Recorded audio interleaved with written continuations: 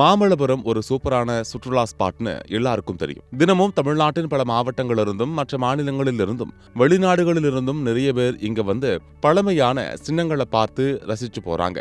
மாமல்லபுரம் வந்தவுடனே எல்லோருடைய கண்ணிலும் முதல்ல படுவது அங்க இருக்கிற 100 வருடத்திற்கு மேல பழமையான பாரம்பரிய கலங்கரை விளக்கம் தான். அந்த கலங்கரை விளக்கத்துக்கு மேல ஏறி நின்னா கடற்கரை நகரமான மாமல்லபுரத்தின் அழகே வேற லெவல். மேலே இருந்து கடற்கரை கோவில், 5 ரதம், அர்ச்சுனன் தபசு, வெண்ணெய் உருண்டக்கல், குடவரை கோவில்கள் எல்லாமே ரொம்ப அழகா இருக்கிறத பார்க்க முடியும். அதனால தான் சுற்றுலா பயணிகள் ரொம்ப குஷியா அங்கே ஏறி பார்ப்பாங்க. இப்போ அந்த கலங்கரை விளக்கத்தோட பழைய கட்டுமானத்தை பலப்படுத்த சீரமைப்பு வேலைகள் தொடங்குதான். இதுக்காக சாரம் கட்டும் வேலைகள் முன்னாடி எந்த அறிவிப்பும் இல்லாம நேத்தே திடீர்னு ஆரம்பிச்சுட்டாங்க.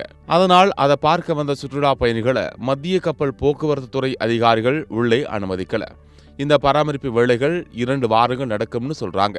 முன்னறிவிப்பு இல்லாம திடீர்னு கலங்கரை விளக்கம் மூடப்பட்டதால விடுமுறை நாளை நம்பி மாமல்லபுரம் வந்த நிறைய சுற்றுலா பயணிகள் ஏமாற்றத்தோட திரும்பி போயிட்டாங்க.